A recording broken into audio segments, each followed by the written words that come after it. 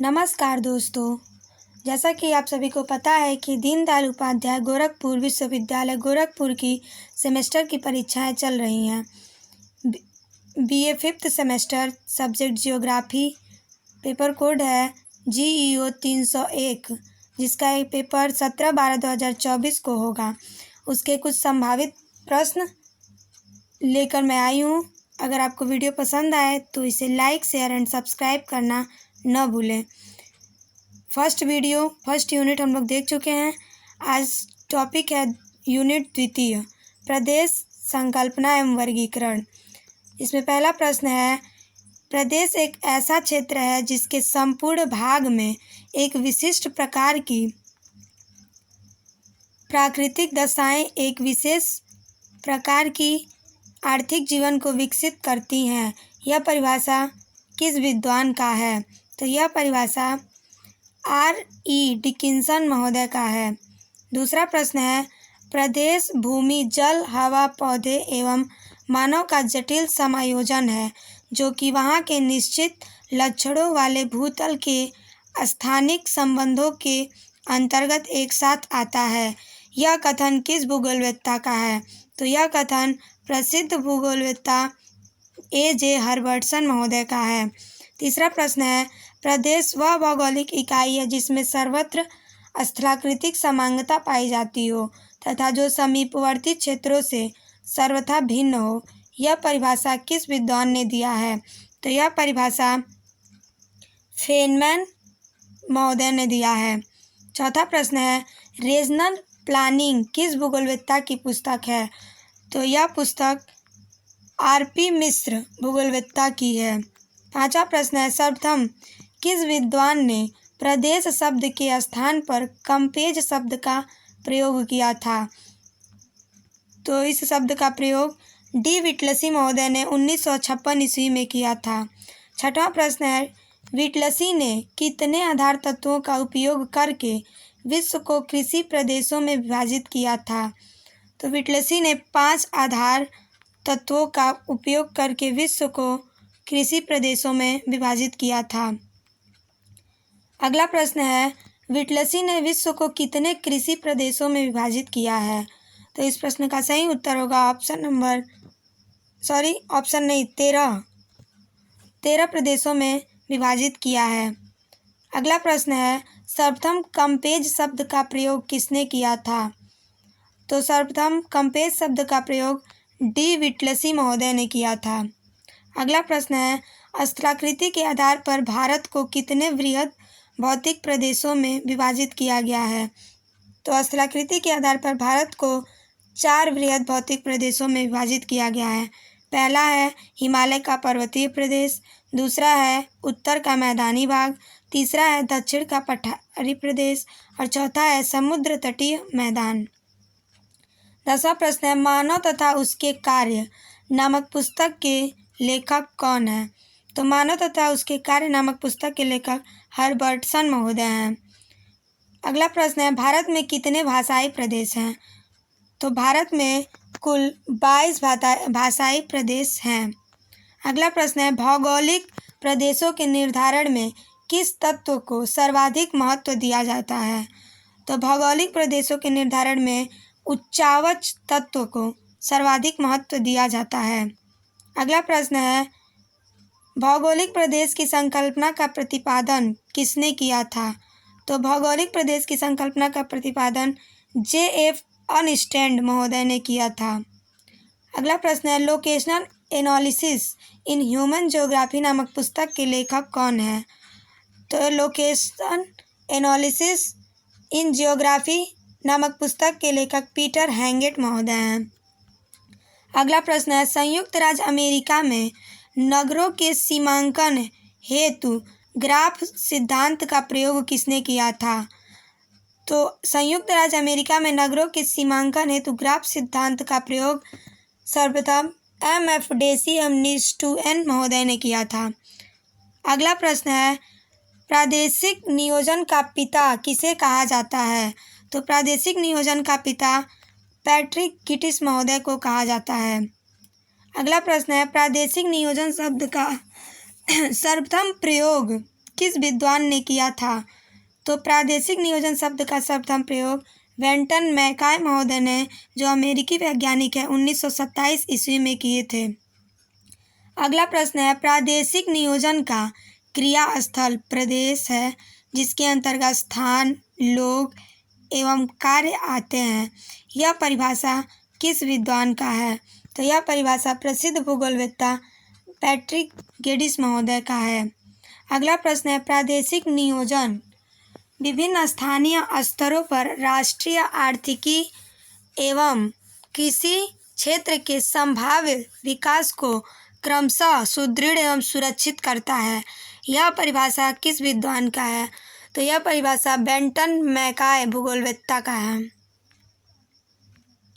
अगला प्रश्न है, प्रदेश के प्राकृतिक एवं मानवीय संसाधनों के पूर्ण रूप से विकास करने के लिए प्रादेशिक नियोजन एक सुनियोजित प्रयास है। यह परिभाषा किस भूगोलवेत्ता द्वारा दिया गया है? इस प्रश्न का सही उत्तर होगा पी सेन गुप्ता। अगला प्रश्न है, भारत में नियोजित आर्थिक विकास की प्रक्रिया किस देश के मॉडल पर आधारित है? तो भारत में नियोजित आर्थिक विकास की प्रक्रिया सोवियत रूस देश के मॉडल पर आधारित है। अगला प्रश्न है, भारत में प्रथम पंचवर्षीय योजना की शुरुआत कब हुई थी? इस प्रश्न में भारत में प्रथम पंचवर्षीय योजना की शुरुआत 1 अप्रैल 1951 ईस्वी को हुई थी। अगला प्रश्न है, नीति आयोग का गठन कब किया गया था? तो नीति आयोग का गठन 1 जनवरी 2015 ईस्वी को किया गया था। अगला प्रश्न है, बम्बई योजना का निर्माण किस वर्ष किया गया? तो बम्बई योजना का निर्माण 1944 ईस्वी में किया गया था।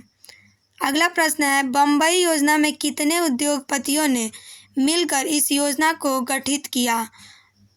तो बम्बई योजना में कुल 8 उद्योगपतियों ने मिलकर इस योजना को गठित किया था। अगला प्रश्न है, जन योजना का प्रकाशन किस अर्थशास्त्री द्वारा और कब किया गया था? तो जन योजना का प्रकाशन साम्यवादी दल के नेता श्री M.N. राय द्वारा अप्रैल 1944 ईस्वी में किया गया था। अगला प्रश्न है, विश्व स्वरया योजना कब और किस संगठन द्वारा प्रकाशित किया गया था?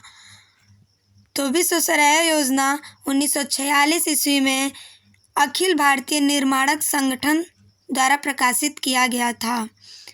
अगला प्रश्न है, गांधीवादी योजना किस सन में प्रकाशित हुई तथा इसके प्रतिपादक कौन थे?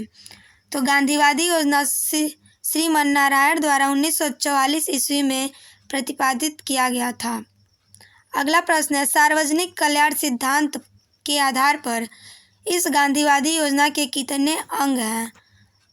तो सार्वजनिक कल्याण सिद्धांत के आधार पर इस गांधीवादी योजना के 4 अंग हैं। अहिंसा, पहला अहिंसा है, दूसरा श्रम को महत्व, तीसरा सादगी और चौथा मानवीय मूल्य।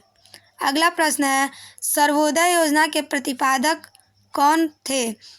यह किस सन में प्रकाशित हुई? तो सर्वोदय योजना के प्रतिपादक श्री प्रकाश जयप्रकाश नारायण द्वारा 30 जनवरी 1950 ईस्वी में प्रकाशित हुई थी। अगला प्रश्न है, कोलंबो योजना का निर्माण किस सन या वर्ष में किया गया था? तो कोलंबो योजना का निर्माण जनवरी 1950 ईस्वी में किया गया था। अगला प्रश्न है, कोलंबो योजना की अवधि कितनी वर्ष रखी गई थी? तो कोलंबो योजना की अवधि कुल 6 वर्ष रखी गई थी। अगला प्रश्न है, बलवंत राय मेहता समिति ने किसको अधिक शक्तिशाली बनाने का सुझाव दिया? तो बलवंत राय मेहता समिति ने पंचायत को अधिक शक्तिशाली बनाने का सुझाव दिया था। अगला प्रश्न है, पंचायती राज व्यवस्था की शुरुआत किस समिति ने किया था? तो पंचायती राज व्यवस्था की शुरुआत बलवंत राय मेहता समिति ने किया था। अगला प्रश्न है, पंचायती राज व्यवस्था की शुरुआत किस सन में हुई थी? तो पंचायती राज व्यवस्था की शुरुआत सन 1957 ईस्वी में हुई थी। अगला प्रश्न है, लोकतांत्रिक विकेंद्रीकरण का सुझाव किस समिति ने दिया था? लोकतांत्रिक विकेंद्रीकरण का सुझाव बलवंत राय मेहता समिति ने दिया था। अगला प्रश्न है, बलवंत राय मेहता समिति ने किसको अधिक शक्तिशाली बनाने का सुझाव दिया? बलवंत राय मेहता समिति ने पंचायती समिति को शक्तिशाली बनाने का सुझाव दिया। अगला प्रश्न है, पंचायती राज के प्रबल समर्थक कौन थे? तो इस प्रश्न में महात्मा गांधी, राजीव गांधी तथा सिंह राज चड्ढा जो पंचायती राज के प्रबल समर्थक थे। अगला प्रश्न है, 73वें संविधान संशोधन द्वारा पंचायती राज संस्थाओं के लिए किस प्रकार की चुनाव का प्रावधान किया गया था? तो 73वें संविधान संशोधन द्वारा पंचायती राज संस्थाओं के लिए प्रत्यक्ष एवं गुप्त मतदान की चुनाव का प्रावधान किया गया था। अगला प्रश्न है, ग्रामीण भारत में स्थानीय स्वशासन की सबसे छोटी इकाई कौन सी है? तो ग्रामीण भारत में स्थानीय स्वशासन की सबसे छोटी इकाई ग्राम पंचायत है। अगला प्रश्न है, 10 लाख या अधिक जनसंख्या वाले नगर क्षेत्र को क्या कहा जाता है? तो 10 लाख या अधिक जनसंख्या वाले नगर क्षेत्र को नगर निगम कहा जाता है। अगला प्रश्न है, भारत में आर्थिक नियोजन के जनक कौन है? तो भारत में आर्थिक नियोजन के जनक विश्वेश्वरैया थे। अगला प्रश्न है, प्रादेशिक नियोजन की संकल्पना किस विद्वान ने सर्वप्रथम दिया था? तो इस प्रश्न का सही उत्तर होगा पैट्रिक गिडिस। पैट्रिक गिडिस ने सर्वप्रथम प्रादेशिक नियोजन की संकल्पना का प्रयोग किया था। अगला प्रश्न है, पैट्रिक गिडिस की पुस्तक का नाम बताइए। इनकी पुस्तक का नाम है city in the evolution and introduction to town planning movement and the study of civics. अगला प्रश्न है, पैट्रिक गिडिस ने भारत में कब से कब तक रहा? तो पैट्रिक गिडिस 1915 ईस्वी से 1925 ईस्वी तक भारत में रहे थे। अगला प्रश्न है, पैट्रिक गिडिस का भारत के किस विश्वविद्यालय में नियुक्ति थी? तो पैट्रिक गिडिस का भारत के बॉम्बे विश्वविद्यालय में नियुक्ति थी। अगला प्रश्न है, पैट्रिक गिडिस ने बॉम्बे विश्वविद्यालय में किस विभाग में कार्यरत थे?